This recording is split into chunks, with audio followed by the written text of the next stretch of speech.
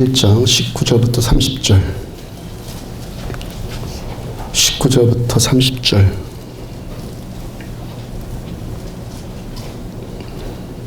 그때 스데반의 일로 일어난 환란으로 말미암아 흩어진 자들이 베니게와 구브로와 안디옥까지 이르러 유대인에게만 말씀을 전하는데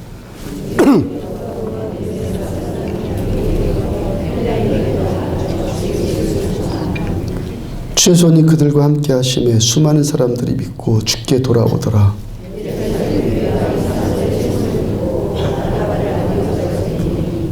그가 이르러 하나님의 은혜를 보고 기뻐하여 모든 사람에게 굳건한 믿음으로 주와 함께 머물러 있으라 권하니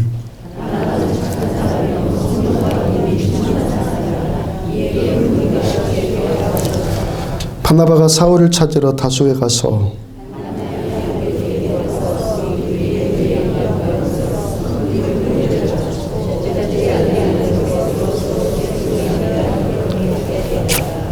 그때 선지자들이 예루살렘에서 안디옥에 이르니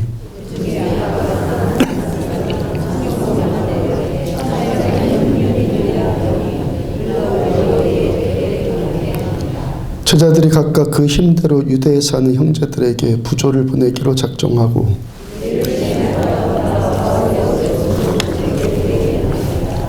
아멘. 우리 교회 이름이 왜 안디옥 교회인가?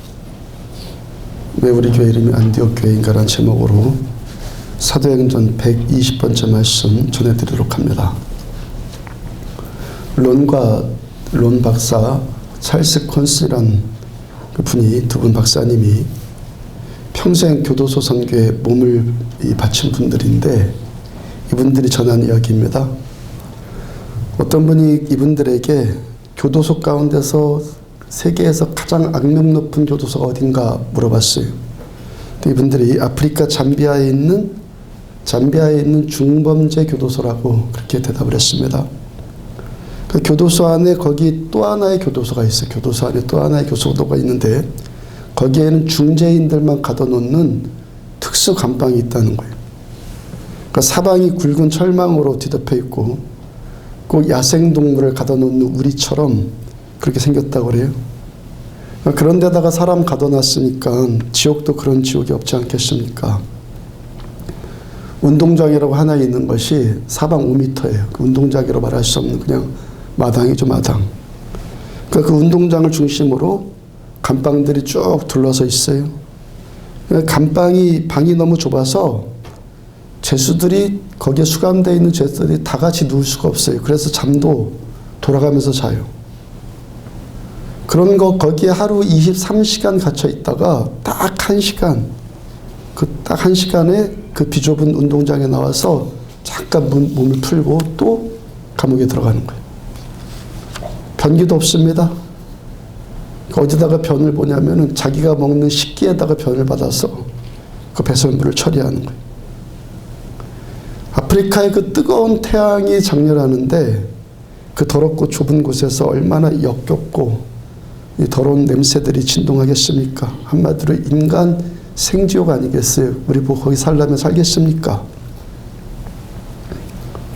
그런 감옥에 한 무명의 전도자가 들어가서 그들에게 복음을 전했어요. 거기에 수용된 사람들이 120명 정도였는데 그 중에 80여 명이 그를 통해서 예수를 믿었습니다. 그 중에서 35명이 사형 집행 날짜를 기다리는 사형수들이에요. 밤낮 서로 싸웁니다. 욕지거리가 일상입니다. 칼부림이 일어납니다. 분노 조절이 안 되는 사람들만 모였습니다. 악만 가득 차 있는 그곳에 복음이 들어갔어요. 그래서 120명 가운데 80명이 예수 믿고 구원받는 기적이 나타났어요. 그 소문을 들은 론 박사, 찰스 콘스 박사가 그 감옥에 특별 면회를 신청해서 거기 한번 들어가 봤어요. 그 교도소 문이 열렸습니다. 그들이 들어가니까 갑자기 죄수들 120명들 가운데서 80명이 그 자리에서 벌떡 일어나고 벽에 줄을 착 쓰더니 정렬을 하다고 그래요. 그 신호가 떨어지니까 그들이 찬양을 하는데, 시작하는데 그것도 4부로 합창을 해요. 그 생지옥 같은 데서 찬양하는 그들의 표정이 놀랍도록 차분하고 평온하더라는 거예요. 론과 콜슨 박사가 이게 꿈인가 생신가 그러면서 그들의 그 평강의 얼굴을 보고 있는데 그들 뒤로 벽화가 한 점 그려져 있었어요. 자세히 보니까 숙검정으로 예수님, 십자가에 달리신 예수님을 아주 정교하게 거기다 그려놨어요. 그러니까 예수님께서 달리신 그 그림 벽화, 그 그림 앞에, 그 십자가 앞에 80명의 제수들이 찬양하고 있는 그 광경, 마치 예수님의 임재 가운데 그들이 함께 있다라는 그런 느낌을 받았다고 그래요. 그들 한가운데 계신 예수님이 그들 한가운데 보이는 것 같은데 온몸에 전율이 느껴질 만큼 영적 감동이 임했다고 그래요. 이 두 분이 그들의 모습을 보면서 고린도전서 2장 2절의 말씀이 떠올랐다고 그래요. 내가 너희 중에서 예수 그리스도와 그의 십자가에 못 박히신 것 외에는 아무것도 알지 아니하기로 작정하였음이라. 그 생지옥 같은 곳에도 예수님 거기 계시니까 그 사람들 안에 천국의 평강이 임하더라는 거예요. 그러니까 예수밖에 없죠. 그 지옥 자식들을 그렇게 변화시키고 평강 가운데 거하게 하시는 분은 오직 예수님밖에 없다는 것을 그 두 분이 다시 한번 확실했다고 그래요.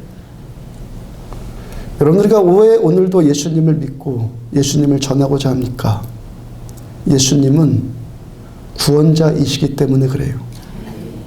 우리가 예수 믿는다는 것이요, 내가 예수 믿는다는 것 다른 말 필요 없어요. 예수님은 구원자이시기 때문에 이 시간도 우리가 예수님을 예배하는 것이고 예수님을 전하고자 하는 거예요. 고카르 목사님이 어떤 청년 만나서 나눈 이야기예요. 이 청년이 고등학교 때부터는 여자들에게 미쳤다고 그래요. 정말 미쳤었대요. 그러니까 여학생들 따라다니면서 별의별 못된 짓 다 하고 다녔는데 그러다가 나중에는 실증이 나더라는 거예요. 그러니까 여자 그것도 별것 아니구나. 그래서 그 다음에는 또 마약에 빠졌어요. 주사 한 대 맞으면은 눈앞이 아찔해지고 머리가 빙빙 돌고 그런 걸 자꾸 맛보니까 공부고 뭐고 아무것도 할 수 없는, 그래서 집에서도 쫓겨났어요. 폐인이 되었습니다. 그런데 그 청년이 옥 목사님과 대화를 나누기 5년 전에, 목사님 만나기 5년 전에 복음을 전해 듣고 예수님을 만났다고 그래요. 목사님이 그 청년 만났을 때는 집에도 들어가지 못하고 공부도 할 수 없었고 하루에 10시간, 8시간을 자동차 정비 공장에서 꼬박 일하고 있더라는 거예요. 그 기름때 묻은 손에 성경이 꼭 쥐어져 있었고 그 청년이 목사님께 해준 말이 귀에 쟁쟁했다고 합니다. 제가 고등학교 때는 예쁜 애들만 얻으면 다 만족할 수 있을 것 같았습니다. 그래서 정신없이 여학생들만 쫓아다녔는데 나중에는 제 마음이 공허해지더랍니다. 마약 먹으면서 황홀공에 빠져 들어갔는데 그것도 얼마 안 있으니까 제가 폐인이 되었습니다. 이제는 죽을 일만 생각하고 있었는데 제가 복음을 듣게 되었습니다. 나를 위해 십자가에서 죽으시고 사흘 만에 부활하신 구원자 예수님의 이야기를 듣는데 이상하게 제 마음이 움직였습니다. 그 뒤로부터 저는 교회 나가기 시작했고 성경을 읽기 시작했는데 이제 5년째입니다. 마약도 여자도 채워줄 수 없었던 그 공허감이 예수님 제 안에 오시니까 바로 금방 채워졌습니다. 그 청년 목사님께 자기 집이, 아버지 집이 얼마나 잘 사는 집인가를 보여주고 싶다고 해서 함께 차를 타고 왔는데 정말 으리으리한 대저택입니다. 저 집이 자기가 자란 집이고 지금도 어머니, 아버지, 형제들이 있습니다. 제가 이렇게 세 사람 되었지만 아빠는 저를 받아주실 것 같지 않습니다. 그렇지만 두렵거나 아무런 걱정도 없습니다. 저는 이제 예수님과 함께 얼마든지 살 수 있기 때문입니다. 여러분, 우리가 왜 태어났습니까? 우리가 왜 태어났어요? 왜 태어났는지 알고 싶으면 나를 태어나게 하신 분, 우리들을 만드신, 지으신 분에게 물어보면 되죠. 이사야 43장 7절을 보면은 내 이름으로 불려지는 모든 자, 곧 내가 내 영광을 위하여 창조한 자들을 오게 하라. 그를 내가 지었고 그를 내가 만들었느니라. 우리들을 만드시고 지으신 하나님, 창조하신 하나님, 왜 창조하셨다고 그래요? 내가 내 영광을 위하여 창조한 자들을 오게 하라. 우리를 창조하신, 우리가 태어난 목적은 하나님의 영광을 위해서 우리가 태어났어요. 그 다음 이사야서 43장 21절, 이 백성은 내가 나를 위하여 지었나니 나를 찬송하게 하려 함이니라. 우리들은 나를 위해서, 내가 나를 위해서 태어난 자들이 아니라 우리들은 왜 태어났어요? 주님을 위해서 태어난 자들이에요. 하나님께서 우리를 하나님의 영광을 위해서 창조하셨는데 그 구체적인 그 방법이, 영광을 올려드린 구체적인 방법이 뭐라는 거예요? 나를 찬양하게 하려 함이라. 나의 찬송을 부르게 하려 함이라. 그러니까 이 시간도 우리가 감사하는 것은, 감사할 수 있는 것은 우리가 하나님을 예배하고 노래하고 있다는 것. 이 시간 우리들은 최소한 우리는 하나님께 우리를 창조하신 목적에 지금 부합하고 있다는 거예요. 그러면은 대단한 이 자신감 있는 말 아니에요? 나는 나를 위해서 창조한 것이 아니라 하나님이 하나님을 위해서 나를 지으셨다. 자신감 아닙니까? 자신감. 하나님의 영광을 위해서 우리들을 지으셨다. 그러니까 하나님은 너는 나만 바라봐라. 나만 높여라. 이 말씀 아니에요? 그렇게 우리를 그 목적으로 지으신 하나님 어떤 분이? 시편 135편 3절 보면은 여호와를 찬송하라. 여호와를 찬송하라. 영광 돌려라. 여호와는 선하시며 그의 이름이 아름다우니 그의 이름을 찬양하라. 우리에게 찬양할 것, 우리에게 하나님의 여기에 영광 돌릴 것을 명령하신 우리 하나님 어떤 분이에요? 선하신 하나님. 하나님이 우리들을 향해서 항상 선하시기 때문에 우리 오늘도 하나님을 예배하고 하나님을 찬양하는 거예요. 우리를 오게 하신, 그래서 하나님을 찬양하게 하시고 영광 받으신 하나님께서는 우리에게 선한 일만 하세요. 하나님은요, 우리들에게 악한 일 하기 위해서 우리 부르시지 않았어요. 우리들 두려움 주고, 우리들 무섭게 하고, 우리 자유 빼앗고, 우리를 억압하고, 우리를 닦아세우고, 우리를 고통 주기 위해서, 내 말 안 들으면 가만히 안 둬? 그렇게 막 두려움 주기 위해서 우리들을 부르신 것 아니라는 거예요. 왜요? 하나님은 완전히 선하신 분이기 때문에. 선하신 하나님은 선한 일만 하세요.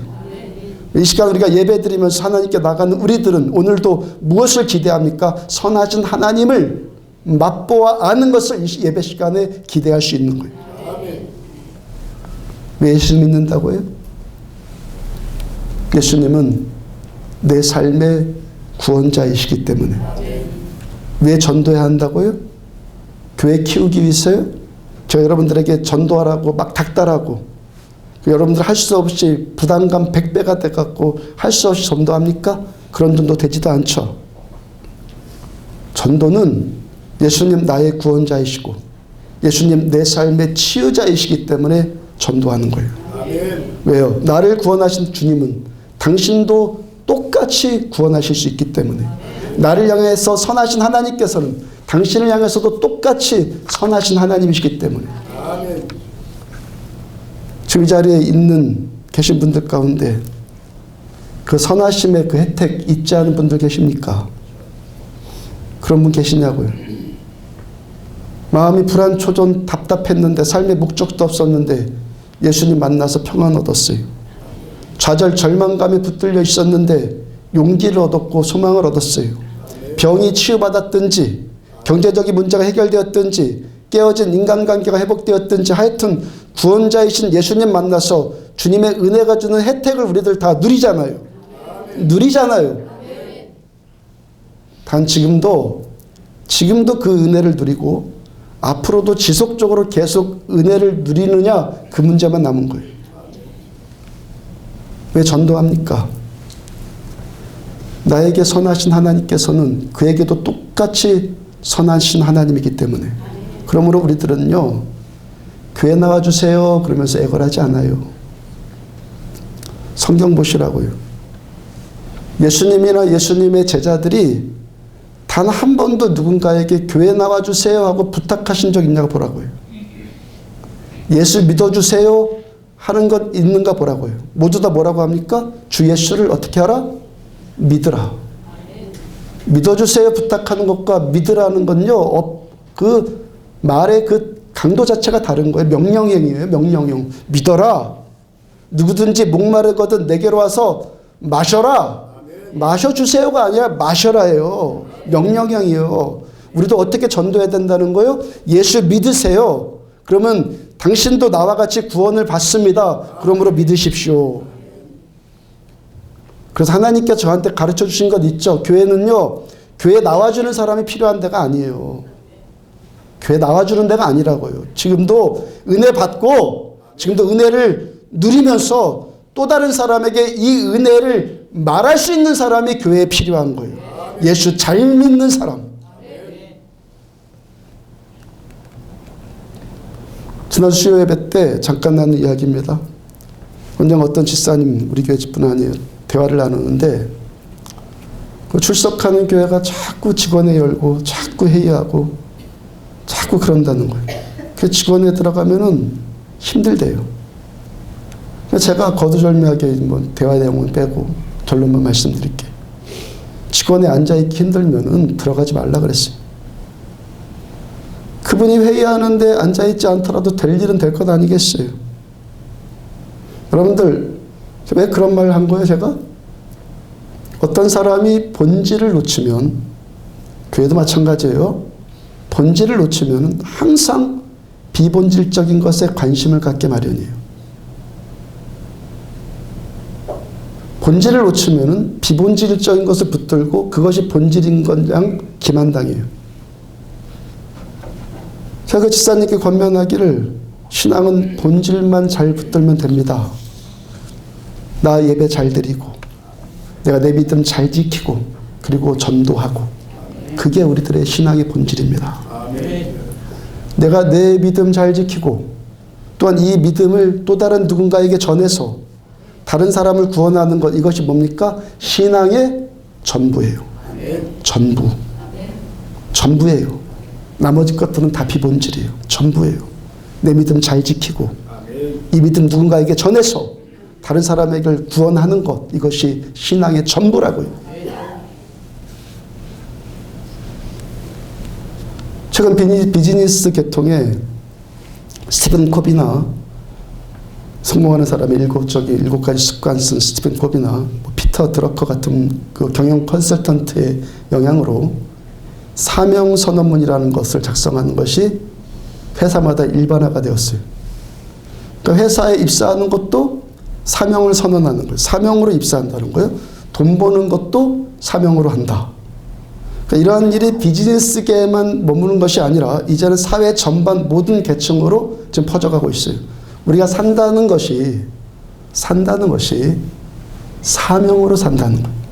분명한 이유와 분명한 목적을 갖고 산다는 거예요.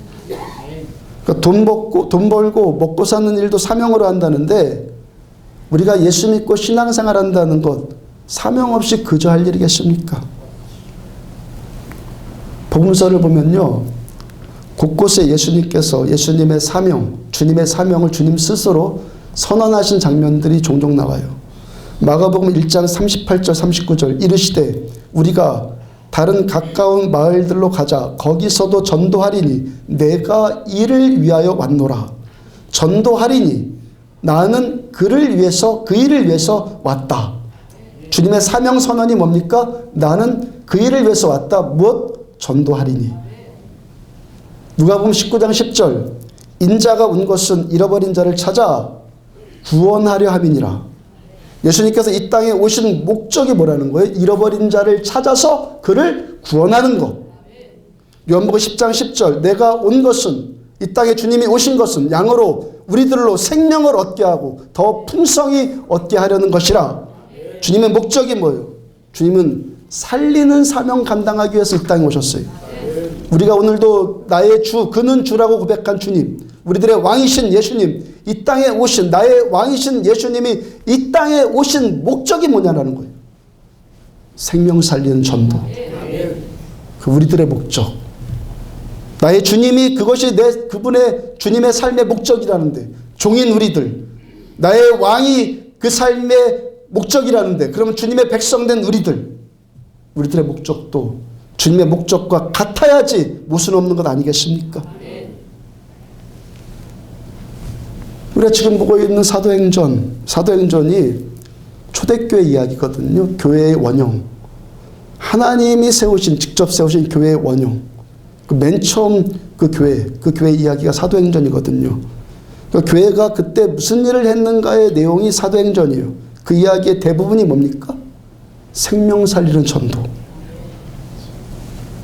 주님께서 제자들을 향해서 마지막으로 부탁하신 것이 뭐예요?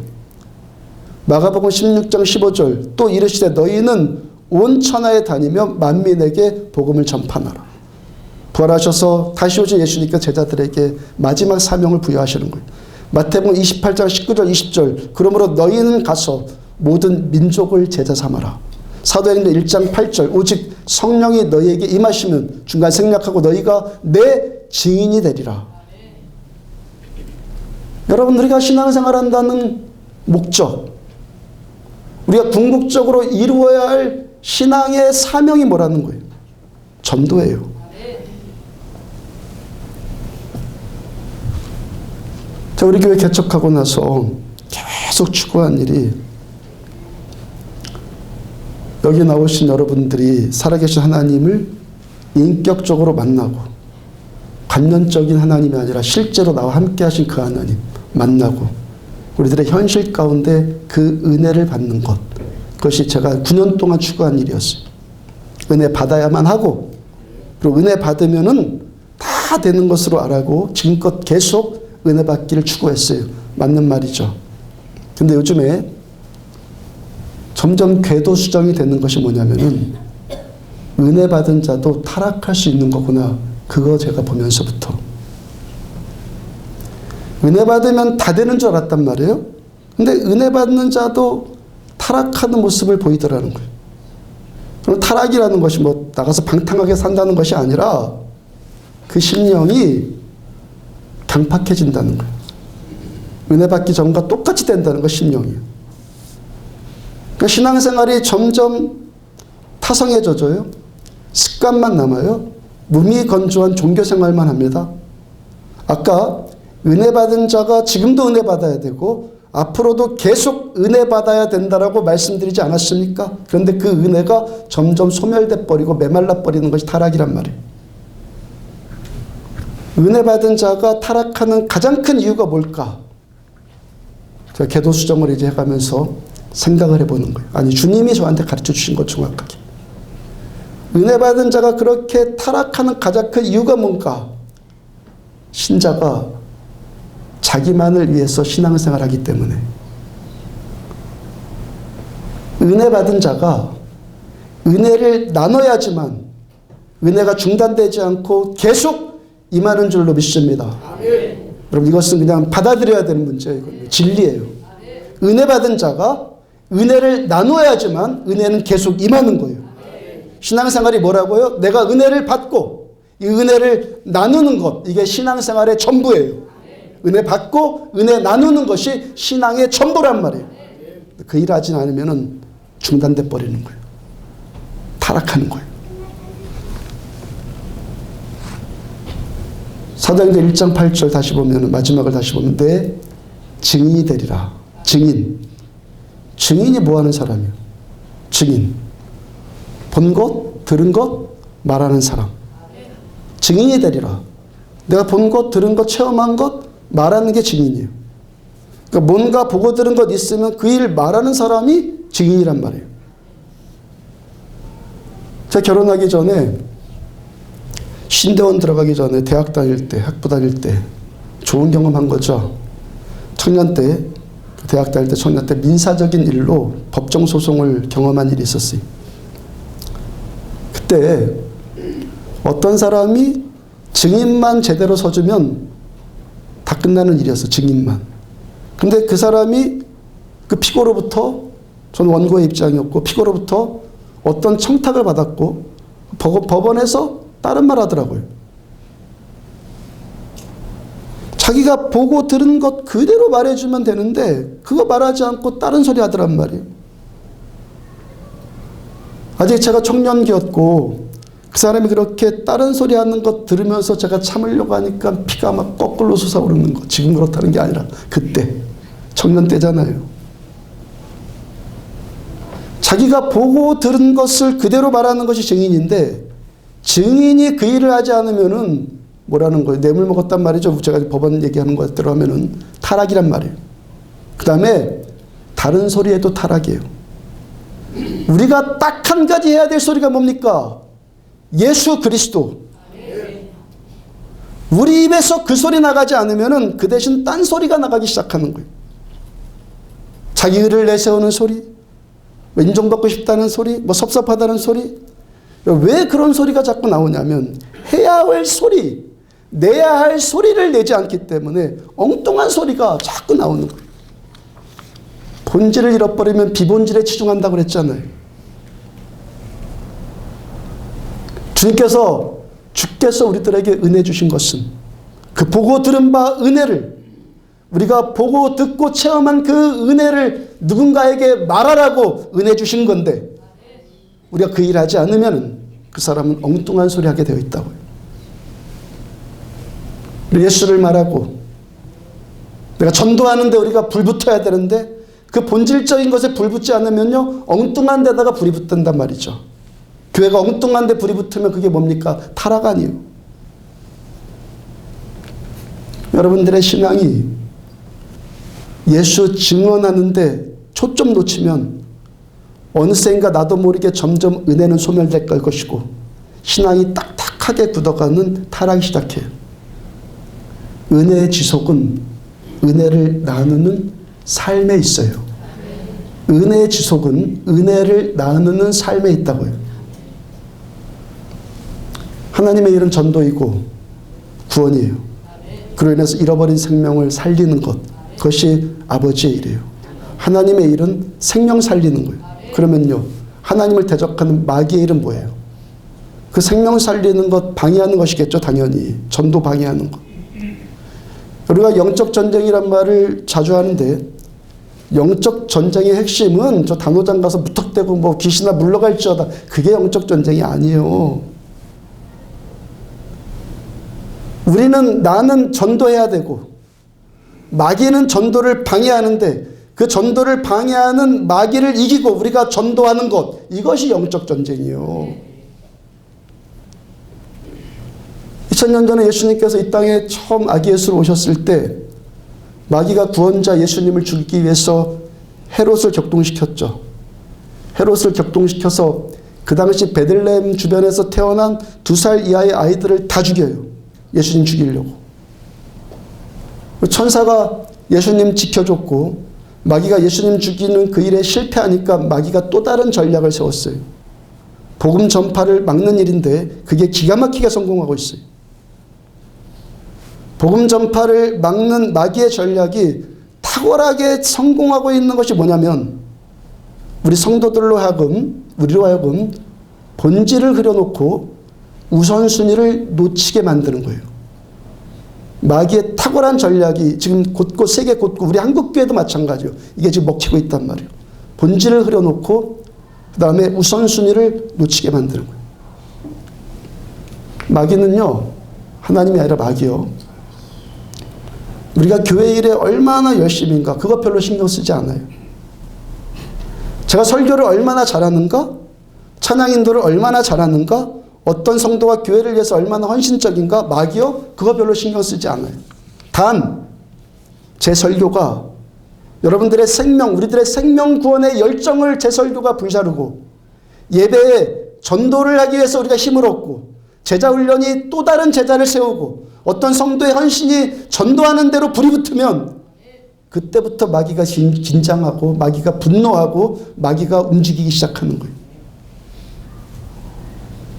마귀는요 우리들 영혼 구원, 하나님의 목적이 그거랬잖아요. 예수님 오신 목적이 그거랬잖아요. 영혼 구원이라는 초점을 흐리게 만드는데 온통 관심을 그것에 집중되어 있는 게 마귀예요. 예배 잘 드리는 것 아주 중요해요. 구역 예배 잘 모이는 것, 제자 훈련하고 성경 공부하고 기도하는 것 아주 잘하는 일이에요. 올바른 교리를 붙드는 것 그거 해야 되는 일이에요. 일꾼 세우고 교회 재정 올바르게 쓰고자 하는 것 다 중요한 일이에요. 그런데 그런 것만 붙들고 거기에 전도, 생명, 구원 이거 빠져 있으면요, 우리들은요 바보짓 하고 있는 거예요. 바보짓이에요. 그 빠지고 그런 것만 하고 있으면 어떤 일이 아무리 착하고 아무리 옳고 아무리 중요한 일이라고 할지라도 그런 것들, 그런 일들만 하면요, 그런 일들만 하면서 꼭 해야 될 일, 반드시 해야 될 일 안 하면요, 우리는요 마귀가 주는 기만에 지금 빠져 있는 거예요.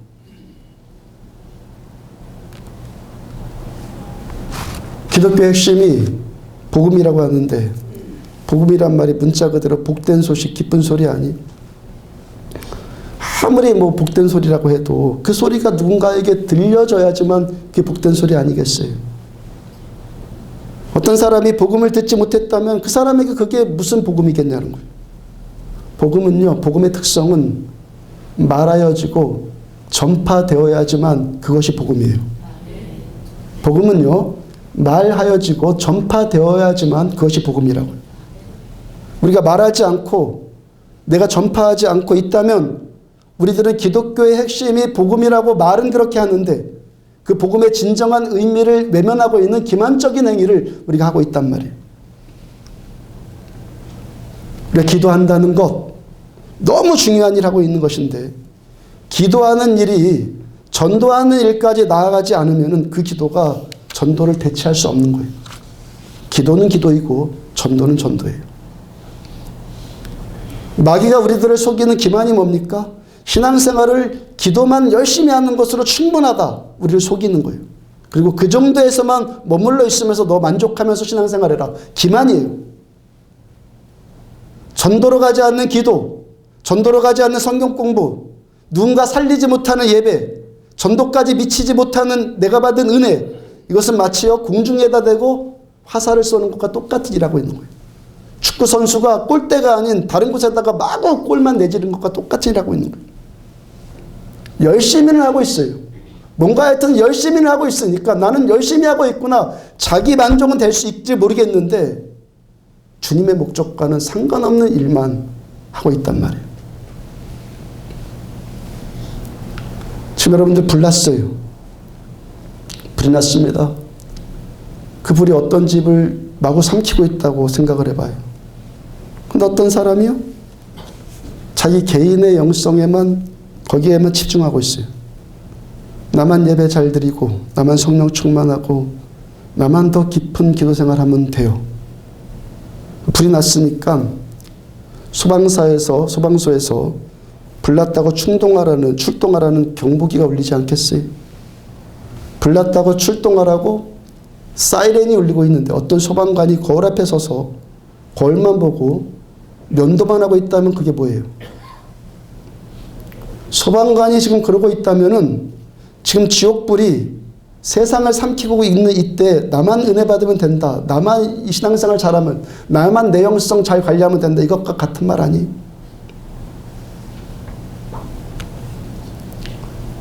종종 말씀드리지만 교회는 생명선이지 유람선이 아니에요. 마귀는요, 교회를 유람선으로 바꿔놨어요. 교회는 뭐라고요? 생명선이에요. 교회는 생명선이지 유람선 아니에요. 유람선 타고 기분이나 내고 흥이나 돋구는 일이 그것이 교회의 목적이 아니라는 거예요. 멋지고 부담 없는 신앙은 하나님의 나라를 위해서 아무것도 할 수 없어요. 선장에서부터 요리사에 이르기까지 모든 선언이 잃어버린 자를 찾자고 그 구원하는 데 초점을 맞추면은 여기가 교회예요. 잃어버린 자를 찾지 않는 교회는 언젠가는 그 교회가 잃어버리게끔 되어 있어요. 잃어버린 자를 찾지 않는 신앙은 언젠가 그 신앙 잃어버리게끔 되어 있어요. 우리가 예수님의 목적, 우리 왕, 우리 주님의 목적과 같이 잃어버린 자들을 찾아서 우리도 역시 주님과 똑같이 구원하려고 할 때 우리들 더욱 구원받는 자들이 되고 주님께 우리들 잃어버린 자가 아니라 주님께 발견되어지는 자들이 되는 거예요. 저 신앙생활하면서 목회하면서 가장 많이 받는 질문 가운데 하나가 있어요. 저뿐만이 아닐 거예요. 목사님들이 많이 이 질문 받을 거예요. 하나님 계시다면은 왜 세상 가운데 이렇게 고통의 문제가 많습니까? 마치 자기가 겪는 그 고통의 문제가 하나님 탓인 것처럼 그렇게 돌리는 것 아니에요. 근데 여러분들 교통부 장관에게 가서 한번 물어봐요. 왜 이렇게 교통사고 나는 겁니까? 왜 이번 추석에도 이 고속도로에서 교통사고 났습니까? 물어보시라고요. 여러분들이 교통부 장관이면 뭐라고 대답하겠습니까? 당신 왜 교통법규를 어겼습니까? 그러지 않겠습니까? 나는 당신들의 편리를 위해서 고속도로도 내주었고 좋은 차를 개발하는데 충분히 자금도 지원해줬고 그 차를 안전하게 운전하는 것은 이제부터 당신 몫입니다. 그러지 않겠어요? 여러분 지금 세상이 정말 온갖 고통스러운 일들, 별의별 일들 다 발생하지 않습니까? 모든 물건에는 사용설명서 있잖아요. 언젠가 말씀드렸죠. 하나님께서 우리들을 창조하시고 우리가 살아가는 삶의 편리, 선하신 하나님의 그 선하심을 받아 누리라고 주신 사용설명서가 뭐예요? 성경이에요. 선하신 하나님께서 하나님의 선하심을 우리들에게 마음껏 베풀고 싶으셔서 우리들에게 주신 책, 이 사용설명서가 성경이라고요. 그런데 왜 세상에 고통의 문제가 점점 가중되고 있습니까? 이 성경 무시하고 사용설명서를 무시하고 사니까 자꾸 물건들이 고장나고 문제가 생기는 거 아니에요. 지금 우리나라가 교회가 점점 위축되고 있잖아요. 교회와 신자들이 세상으로부터 욕먹고 있고 교인 수가 점점 줄고 있어요. 단적으로 뭐라면은 그 이유는 교회가 전도할 수 있는 능력을 상실했기 때문에 그러는 거예요. 뭐 윤리적이다 뭐다? 여러분들 60년대 70년대가 훨씬 비윤리적 아니에요? 지금보다? 인도나 뭐 필리핀이나 지금 70년대 우리나라 70년대 거기 한번 살아보시라고.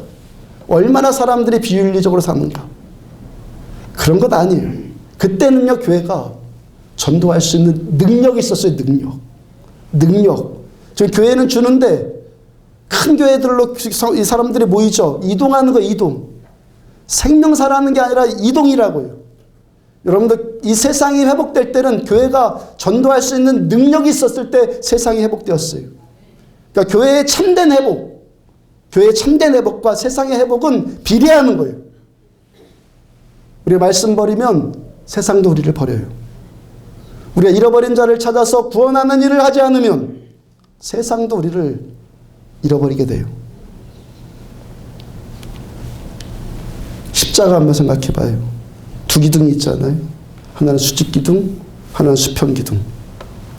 수평기둥은 사람과 사람 사이, 우리 사이의 관계를 말하는 거예요. 수직기둥은 하나님과 우리 사이의 관계를 말해요.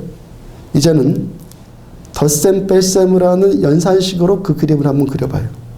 연산, 덧셈 뺄셈 그림. 수평기둥만 있으면 뭐예요? 이것만 있으면 뺄셈이죠. 사람과 사람 사이의 관계만 있으면 그 인생이 뺄셈 인생이 된다는 거예요. 적자가 돼요. 거기서 악이 나오고 고통의 문제가 나오고 인간의 불행, 질병, 자살, 타락 모든 문제가 인간과 인간끼리만 있기 때문에 나오는 거예요. 이 수평기둥에 수직기둥이 가로질러야 돼요. 수평에 수직이 꽂히니까 뭐가 됩니까? 빼기에서 더하기가 되죠. 우리들의 인생이 예수님이 개입하셔야지만 플러스 인생 되는 거예요. 예수님 몰아내고 예수님의 말씀을 무시하는 인생은 마이너스 인생을 살 수밖에 없어요. 그렇게 마이너스 인생을 사는 우리를 구원하셔서 플러스 인생 살게 하기 위해서 예수님이 이 땅에 오셨단 말이에요. 우리 위해 십자가에 달려 죽으셨단 말이에요. 우리들의 구원자 되시기 위해서 주님 이 땅에 오셨단 말이에요. 플러스 인생 되게 하기 위해서. 지난주 월요일 날은 어떤 분 만나서 전도하게 되었어요. 저에게 최근에 등록한 어떤 새신자로부터 전갈이 왔습니다. 이런 분이 있는데 만날 수 있겠냐고, 시간 되냐고 물어봐요. 그 초신자분이 은혜를 받았고 그 은혜가 자기에게만 머물러 있지 않고 그 은혜가 필요한 또 다른 사람에게 지금 흘러가게 하는 통로가 됐잖아요. 이게 뭐라고요? 신앙생활의 전부라고요. 처음만 이런 것이 아니라 끝까지 계속 가는 것이 우리들의 신앙의 전부예요. 은혜 받고 은혜 나누는 것. 이게 다예요. 딴 것 아니에요. 신앙의 전부는 은혜 받고 은혜 나누는 것. 하여튼 함께 오신 분을 만났어요. 40대쯤 되어 보이고 중반쯤 보이고.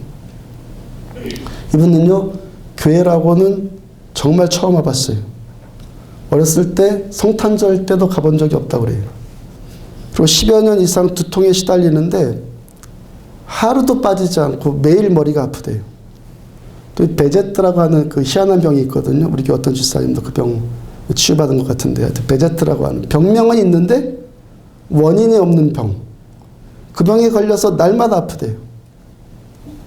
계속 아프니까 인생 우울하고 뭘 해보겠다는 의욕도 점점 사라지고 늘 머리가 무겁고 마음이 초조하고 두렵고 무섭고, 그 무당 찾아가면 뭐라고 하냐면 당신 내림굿 안 받아갖고 귀신이 당신 괴롭히는 거라고 그렇게 말하고.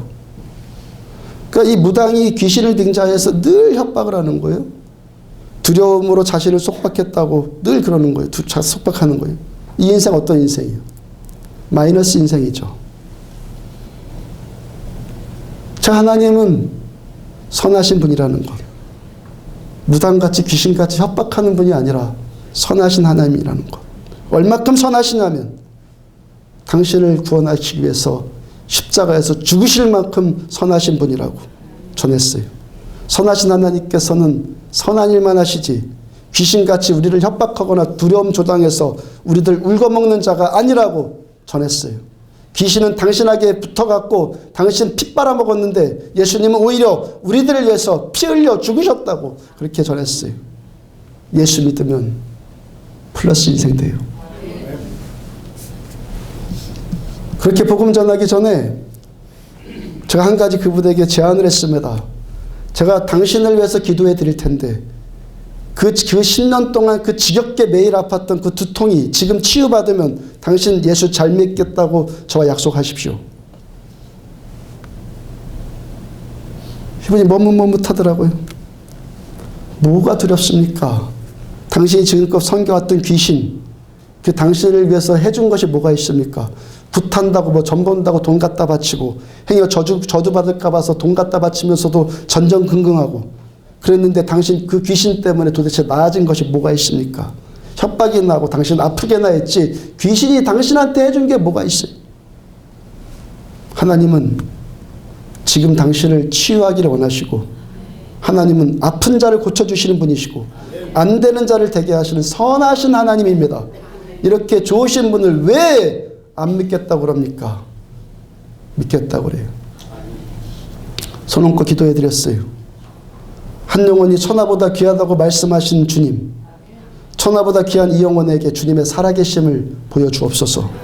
하나님이 얼마나 좋은 분인지, 하나님이 이 사람을 이 자매를 얼마나 사랑하는지 하나님 지금 알게 하여 주옵소서. 즉시로 머리가 나왔고 두통이 사라졌어요. 이분이요 치유받았는데도 긴가민가해요. 그럴 수밖에 없겠죠. 10여 년 동안 계속 아팠고 그런 일은 처음 경험해 보니까 긴가민가하는 거 당연하죠. 그리고 함께 오신 또 초신자분에게 가슴에 손 좀 얹으라고, 그분 가슴에 손 좀 얹으라고 또 같이 기도했어요. 가슴 두근두근하고 두렵고 초조하고 답답하다고 그랬는데 그런 것들 다 사라지고 평강이 임했어요. 베제트란 병으로 인해서 아픈 부위들 하나하나씩 기도해 드렸어요. 팔목, 어깨 하나하나 기도해 드렸는데 하나하나씩 다 나섰어요. 그분에게 지금 치유가 시작되었어요.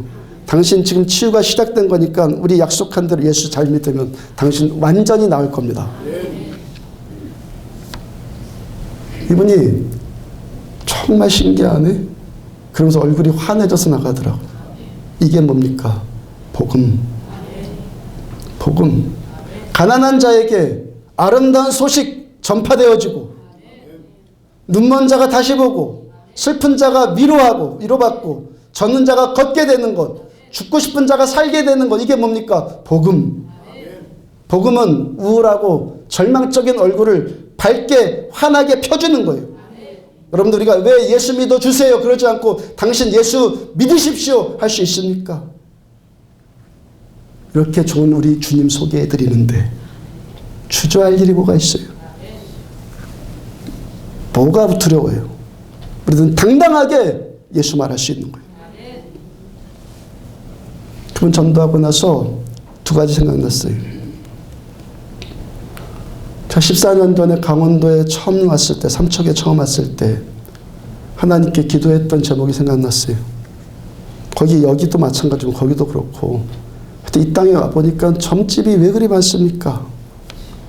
이사 와서 짐 풀어놨는데 그 뒷집에서 그 굿하는 소리가 끊이지 않아요. 매일 두드려요. 제가 무당의 저 무당의 권세를 제압할 실력이 안 되면은 여기서 목회하기 어렵겠구나 그 생각이 들었어요.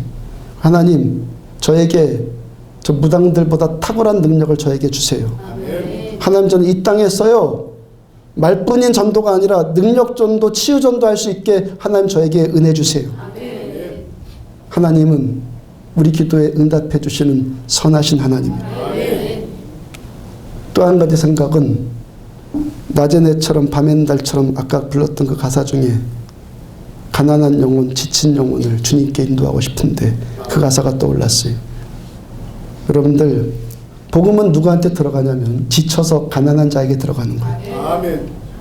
지쳐도 마음이 가난해지지 않는 사람, 겸손하지 않는 사람은 은혜가 임하지 않아요. 똑같은 원리예요. 우리가 끝까지 신앙생활 잘하려면 처음 가난했던 거 끝까지 가난해지면 계속 은혜 받는 거예요. 아멘. 그런데 삶에 지치고 고통의 문제에 지쳐서 마음이 가난해진 사람에게는 은혜가 반드시 들어가요. 아멘. 주변에 이것저것 고통의 문제로 지쳐있는 사람들, 여러분 주변에 그래서 가난해진 사람들에게 복음 전하세요. 아멘. 그런 분 권면해서 저에게 데려오시고 함께 기도하고 전도하자고요. 함께 저와 함께 하다 보면 저에게 임한 은혜 여러분들에게 동일하게 흘러갈 거예요. 아멘. 전도하겠다는데, 목적대로 살겠다는데, 목적대로 살지 않으니까 은혜가 임하지 않는 것이, 하나님, 내가 주님의 목적대로 내가 살면 하나님께 은혜 주시죠. 아멘. 너희는 만민에게 복음을 전파하라. 그 다음 주신 말씀이 바로 다음 절 마가복음 16장에 너희는 만민에게 가서 복음을 전하라. 그 다음에 바로 나오는 절이 뭐예요? 믿는 자들에게 이런 표적이 따르니 그들이 내 이름으로 귀신을 쫓아내며, 아멘. 새 방언을 말하면 뱀을 집에 무슨 독 마실지라도 해를 받지 않으면 병든 자에게 손을 얹은 적 나으니라. 아멘. 왜? 만민에게 복음 전하는 자에게. 아멘. 말씀 그대로, 신실하신 하나님은 말씀 그대로 하세요. 아멘. 안 하니까 그런 은혜가 임하지 않으니까. 하면은, 말씀대로 하면 은혜 주시는 거예요. 아멘. 교회 사명이 뭐고 우리가 신앙생활하는 목적 전부가 뭐예요? 가난한 영혼, 지친 영혼을 주님께 인도해서 그에게 복음 말하고 복음의 능력으로 그의 삶이 치유되어지고 그의 삶도 나와 똑같이 회복되게 만들어주는 거예요. 마귀로 인해서, 죄로 인해서 마이너스 인생 살던 사람이 플러스 인생을 살도록 우리는 복음을 말해야 할 사명이 있는 거예요. 우리는 은혜 받고 은혜를 전해야 돼요. 이것이 신앙의 뭐라고요? 전부예요.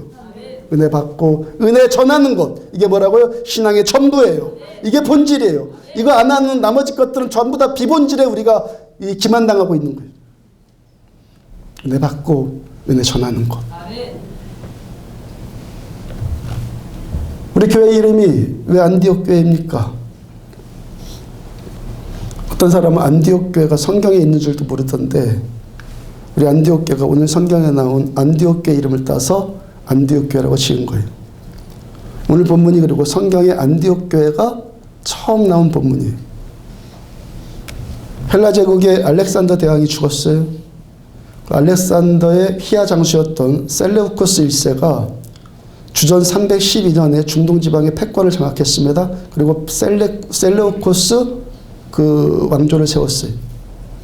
셀레우코스의 아버지 이름이, 그의 아버지 이름이 안티쿠오스예요. 셀레우코스가 자기가 지배했던 영토에 도시들을 건설합니다. 그 중에 16개 도시를 자기 아버지의 이름을 따서 이 도시를 세웠어요. 그리고 그 도시가 우리말로 안티오코스가 우리말로 안디옥. 그 본문의 안디옥은 예루살렘에서 북쪽으로 한 480여 킬로미터 지점에 위치한 시리아에 건설된 안디옥을 말해요. 지금은 터키에 편입되어 있어요.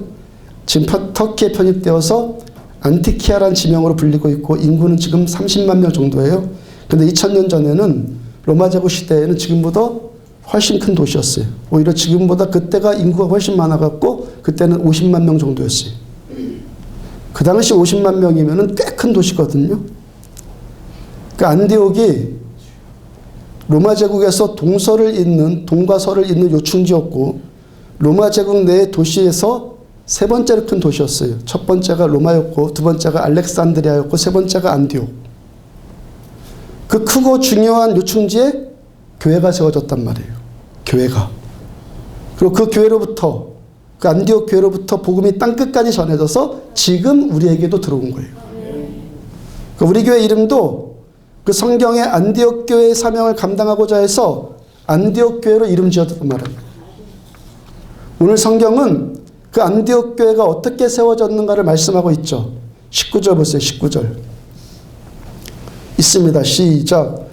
그때 스데반의 일로 일어난 환란으로 말미암아 흩어진 자들이 베니게와 구브로와 안디옥까지 이르러 유대인에게만 말씀을 전하는데 유대인에게만 하여튼 말씀 전하 하여튼 뭡니까? 안디옥까지 이르러 말씀을 전하는데 그 다음에 20절 후반부 안디옥에 이르러 이번에는 헬라인에게도 말하여 주 예수를 뭐하니? 전파하니 25절 26절 바나바가 사울을 찾으러 다소에 가서 만남에 안디옥에 데리고 와서 둘이 교회에 1년간 모여 있어 뭐라고요? 큰 무리를 가르쳤고 말씀을 예수를 가르쳤고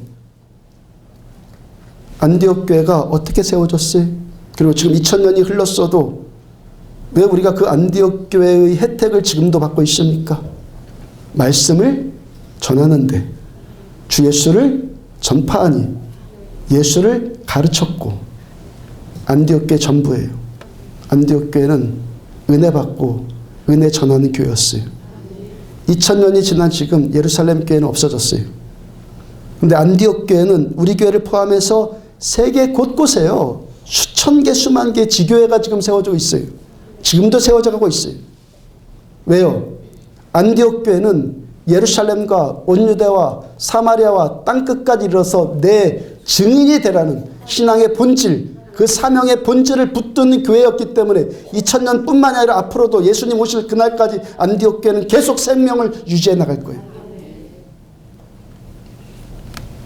한 개인이든 신앙이든 교회 공동체이든 본질을 망각하면 힘을 잃어버리게끔 되어 있고 결국에는 타락하게 돼요.